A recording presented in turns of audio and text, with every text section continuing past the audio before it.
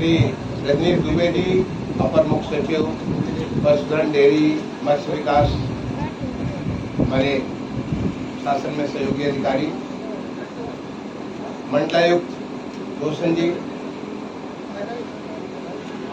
लखनऊ विकास प्राधिकरण के उपाध्यक्ष त्रिपाठी जी, मुख्य नगर अधिकारी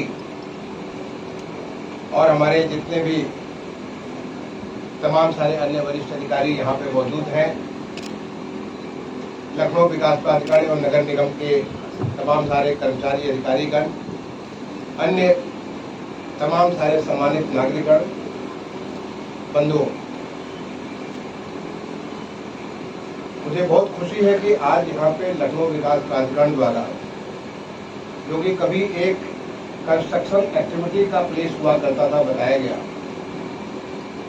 एक नंदन वन बनाया जा रहा है और नंदन वन बन करके निकल कर गया है। नंदन वन यानी भगवान इंद्र की जो नगरी है उसमें जो वन होता है वो नंदन वन होता है, जो कि हर मनोकामना को पूरा करता है।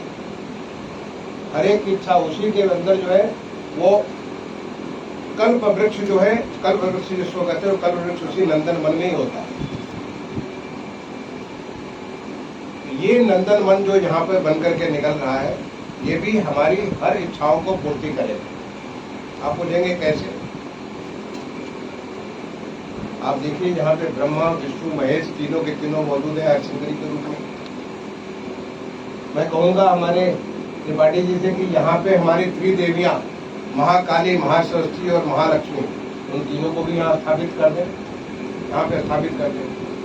पंचवटी जहाँ पे माँ सीता ने एक लंबी अवधि वहां पर एक साधना की थी, वो पूरी पंचवटी भी यहाँ पे मौजूद है। और इतने सारे वृक्ष जो हैं, आप जानते हो हम सब जिंदा हैं केवल ऑक्सीजन की वजह से।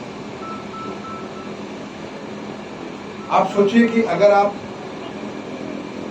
भोजन नहीं करते हैं, कितने दिन आप जिंदा रह सकते हैं भोजन किए बगैर? कोई गेस करेगा? आप भोजन छोड़ दीजिए, आप महीने भर भी जिंदा रह सकते बगैर भोजन के। आपका शरीर धीरे धीरे करके खत्म होगा, लेकिन महीने भर जिंदा रह सकता है बगैर भोजन के। आप पानी नहीं पी करके रह सकते हैं कितने दिन? एक सप्ताह तक आप रह सकते हैं। आप धीरे धीरे डिहाइड्रेशन होता चला जाएगा और आप शरीर आपकी छूट जाएगी, लेकिन एक हफ्ता भी रह सकते हैं।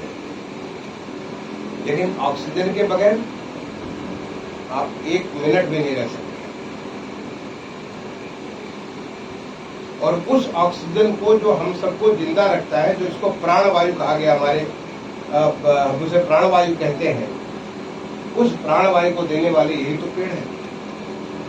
यानी हम सबको जिंदा रखने के लिए, हमारी संस्कृति सभ्यता को जिंदा रखने के लिए ये पेड़ होते हैं।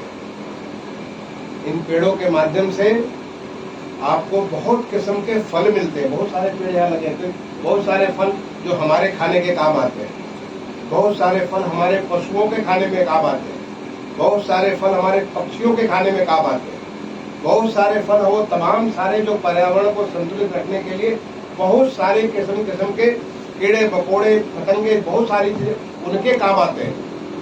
वो सारा का सारा उनका भोजन देते हैं।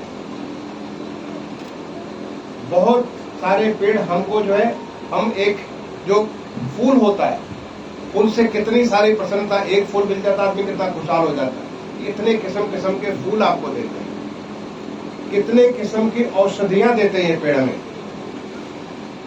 हमारी औषधियों का भंडार है, हमारे वृक्ष के अंदर जो औषधियों का भंडार है।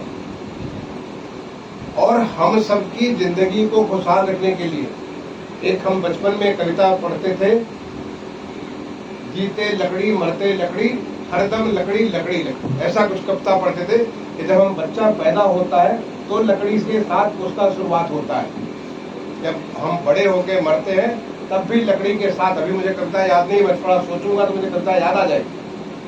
जब हम मरते फिर वो लकड़ी के साथ ही हम जाते हैं, यानी पैदा होते लकड़ी मरते लकड़ी, और हर समय लकड़ी। मेज कुर्सी से लेके बिस्तर से लेकर के जितनी सारे आपके टिम्बर रिक्वायरमेंट है, घर के दरवाजे से लेके हर चीज लकड़ी। वो लकड़ी कहाँ से आती है? इन पेड़ों से तो आती है। और उससे ज्यादा हम सब सुरक्षित है। पर्यावरण का जो संतुलन बनाता है ये पेड़ हमें, इसलिए हम इसे वृक्ष देवता का रूप देते हैं। जो हम कहते हैं कि 84,000 हमारी योनियां, हर पेड़ में कोई न कोई जान है। हर पेड़ किसी न किसी देवी देवता का रूप है। जैसे मैंने आपसे कहा त्रिदेवी कहा, तो कदम का पेड़ है। कदम का पेड़ जो महालक्ष्मी का, महालक्ष्मी।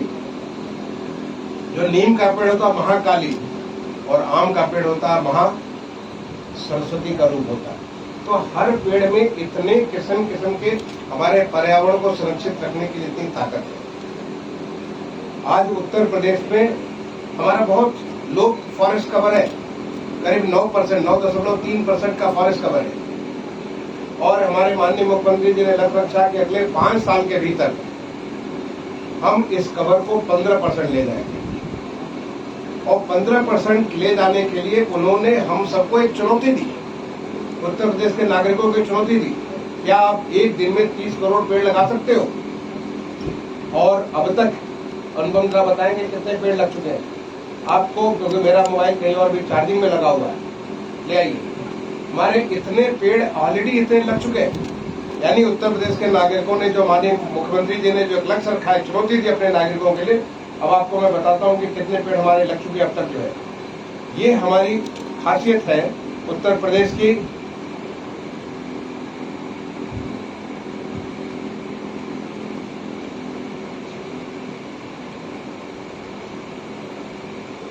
देखिए ये और ये टेक्नोलॉजी है। पूरे प्रदेश में कहाँ कहाँ पे पेड़, कितने पेड़ लग रहे हैं, कोई बात नहीं, मैं देखिए मैं देख रहा हूँ इसको। Weight is stabilise. 22 crore 78 lakh 90 हजार 22 करोड़ 78 लाख 90 हजार 808 पेड़ इस समय तक लग चुके हैं। 30 करोड़ का लक्ष्य दिया माननीय मुख्यमंत्री जी ने। वैसे मुझे लगता है कि हम 30 करोड़ से कहीं ज्यादा क्रॉस कर जाएंगे। पूरा प्रदेश हमारा एक उत्सव का माहौल है। जैसे यहाँ पे एक उत्सव का माहौल है, ऐसे पूरे प्रदेश में उत्सव, हर गांव में, हर शहर में। अभी मैं बाराबंकी के 3 गांव से होकर के आ रहा हूँ। यहाँ लखनऊ में भी ये मेरा दूसरा पड़ाव है, और जहाँ देखो वहाँ पे उत्सव का माहौल है। ये उत्सव है हम सबको अपने आप को बचाने का। ये तो हमें माननीय मुख्यमंत्री जी को धन्यवाद देना चाहिए कि वो हमारा टेस्ट ले रहे हैं। उन्होंने टेस्ट लिया कि क्या हम ऐसा कुछ कर सकते हैं, और ये लोगों ने दिखा दिया कि हम ऐसा कुछ करके दिखा सकते हैं और हम अपने पर्यावरण को बचा सकते हैं। तो मैं आप सारे लोगों इस बात के लिए बहुत बहुत धन्यवाद दूंगा कि आप ऐसे एक पावन कार्य के साथ जुड़े। लेकिन पेड़ लगाना अपने आप में पर्याप्त नहीं है, पेड़ लगाना भी है और पेड़ को बचाना भी है। हमारे उत्तर प्रदेश में वन विभाग ने एक फॉरेस्ट रिसर्च इंस्टीट्यूट है भारत सरकार का देहरादून में, उनको 2019 में एक स्टडी दी कि हमारे जो पेड़ लगाए उसकी कितना उसमें बचा। उस स्टडी में आया कि जो वन विभाग ने पेड़ लगाए थे करीब 93%, 93% पेड़ बचे। बाकी जो हमारे अन्य संस्थाओं ने लगाया 80 से लेकर 90% का सर्वाइवल उन्होंने बताया। कहीं 80 है, कहीं 82 है, कोई 87 अलग अलग परसेंट का उन्होंने सर्वाइवल बताया। यानी काफी ज्यादा हमारे लोगों ने उसको पेड़ को लगाया नहीं बल्कि पेड़ को बचाया। और अभी आप बता रहे थे, जो आई थिंक त्रिपाठी जी बता रहे थे कि आप इसको सब रक्षाबंधन के दिन आप सारे के सारे लोग आओगे और आकर के उनको अपने पेड़ को रक्षा बांधो, यानी पेड़ के साथ अपना रिश्ता बनाओ। और मैं कहूंगा जब यहाँ से घर आप जाओ, अपने घर पे भी एक पेड़ लगाओ और उसके साथ ऐसा रिश्ता निभाओ कि रोज उस पेड़ को जाके देखो, उससे मिलो, थोड़ी देर बात करो उससे। आपको मेडिटेशन करने की जरूरत नहीं, आप पेड़ के सामने बैठ जाइए, खड़े हो जाइए, ध्यानस्थ हो जाइए। देखिए आपको पेड़ स्वतः अपने आप आपसे बात करना प्रारंभ कर देगा। आपको पेड़ की भाषा, जब पेड़ के पत्ते हिलेंगे, पेड़ की टहनियां हिलेंगी तो लगेगा कि आपसे कुछ बोल रहा है। आपको उसकी आवाज सुनानी पड़ने लगेगी। देखिए कि थोड़ी धीरे धीरे, जैसे कि आप बच्चे जब तुतला के बोलता है तो आपको नहीं समझ आता, फिर धीरे धीरे जब थोड़ा सा आवाज सुनती है फिर कुछ समझ में आता है। अपने बच्चे को ही समझने में आपको 6-8 महीने लग जाते हैं, वैसे पेड़ को भी समझने में थोड़ा वक्त लगेगा। लेकिन आप निश्चित मान के चलिए, आप पेड़ के साथ अगर बैठ करके उससे संवाद करेंगे, पेड़ आपसे संवाद करेगा। कितना प्यार देता आपको पेड़ जो है, आप समझ नहीं सकते कि। और पेड़ को तो जो है हमारे यहाँ जो कहा गया कि जो पीपल का पत्ता होता है उसके जड़ में, उसके तने में, उसके पूरे जो टहनियों में, मुझे अभी वो हमारा संस्कृत का श्लोक अभी स्मरण नहीं हो रहा है, कोई मुझे अगर याद करेंगे इसको जो है मूले ब्रह्मा, यानी मूल में ब्रह्मा, मूले ब्रह्मा तने विष्णु, यानी उसके तन में, यानी उसका जो तना है उसमें विष्णु।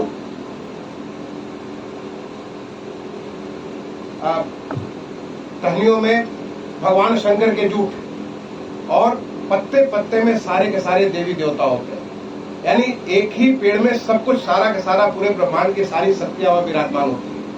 तो ऐसा नंदन वन आप यहाँ पे जो दे रहे हो, मैं आप सबको बधाई भी देता हूँ, और मैं कहूंगा कि आप इनको बचाने का भी, पेड़ लगाओ भी, पेड़ बचाओ भी, और पेड़ से संवाद बनाकर संबंध बनाओ पेड़ के साथ, कि वो आपका भाई है, आपका बहन है, आपका बेटा है, आपका सब कुछ संबंधी है, वैसे उसका आप संबंध बनाओ।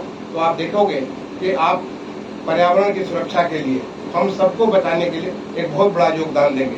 मैं एक बार दोबारा मंडल महोदय को, हमारे जो यहाँ के जो लखनऊ विकास प्राधिकरण के उपाध्यक्ष महोदय को, यहाँ के जो म्यूनिसिपल कमिश्नर साहब हैं उनको, जो वन विभाग के अधिकारी हैं, प्रभागी वन अधिकारी और वरिष्ठ अधिकारी यहाँ पे, सारे लोगों को इस बात के लिए बहुत बहुत बधाई दूंगा कि आप एक बहुत सत्कार्य कर रहे हो, और ये कार्य को करते हुए अपने प्रदेश को एक उन्नत प्रदेश बनाने के लिए